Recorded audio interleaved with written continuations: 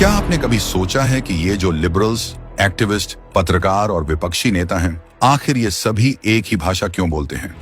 चाहे कोई चुनाव हो, कोई इंफ्रास्ट्रक्चर प्रोजेक्ट हो, सेना की स्ट्राइक हो या फिर मोदी सरकार का कोई भी बड़ा फैसला, ये सारे लोग हमेशा सरकार के खिलाफ क्यों खड़े हो जाते हैं? इसका जवाब बड़ा सिंपल है। नाम याद रखिए, जॉर्ज सोरोस, एक ऐसा अरबपति जो पूरी दुनिया में राष्ट्रवादी सरकारों को गिराने के लिए पैसे बहाता है।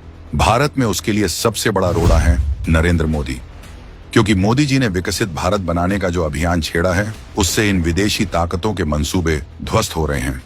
रिपोर्टों में यह भी दावा किया गया है कि इसे रोकने के लिए फंडिंग पानी की तरह बहाई जा रही है। इसमें कोई इक्का दुक्का लोग नहीं है, बल्कि एक पूरा नेक्सस है।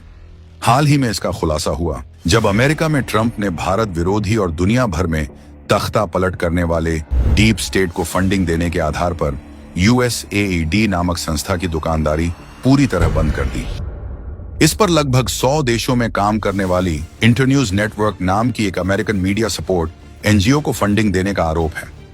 इसका एक ब्रांच भारत में भी है, जिसे दिल्ली बेस्ड एक मीडिया फर्म डेटा लीड्स संभालती है। यही संस्था फैक्टशाला नाम से मीडिया ट्रेनिंग प्रोग्राम चलाती है। इस ट्रेनिंग प्रोग्राम को संभावना इंस्टीट्यूट ऑफ पब्लिक पॉलिसी के जरिए चलाया जाता है, जिसके मालिक हैं प्रशांत भूषण, जो घुसपैठियों के लिए याचिका डालते हैं और लगभग हर देश विरोधी मुद्दे में विरोधियों का साथ देते हैं। इस प्रोग्राम में खुद को निष्पक्ष पत्रकार बताने वाले बुद्धिजीवी और पत्रकार भी हिस्सा लेते हैं, जबकि यह विदेशी फंडिंग से चलाई जा रही संस्था है। इनके खुद की वेबसाइट के अनुसार ये 2500 से ज्यादा वर्कशॉप करवाकर 75,000 पत्रकारों को ट्रेन कर चुके हैं और 6.5 करोड़ लोगों तक अपनी विचारधारा फैलाने का दावा करते हैं। अब देखिए कुछ क्रांतिकारी यूट्यूबर्स आजकल अमेरिका की एम्बेसी में चाय स्नैक्स उड़ाने में बिजी हैं, लेकिन खुद को जनता की आवाज बताते हैं। ये लोग खुद को स्वतंत्र पत्रकार कहते हैं, लेकिन असल में पेड नैरेटिव बेच रहे हैं।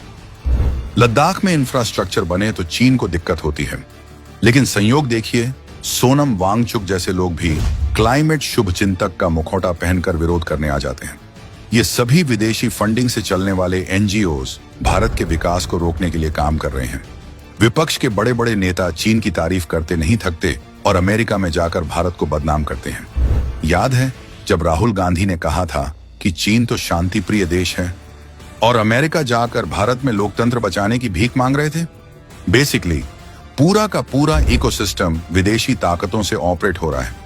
सवाल यह नहीं है कि इन लोगों ने कितनी साजिशें रची, सवाल यह है कि इतनी कोशिशों के बावजूद भी मोदी सरकार को रोक नहीं पाए।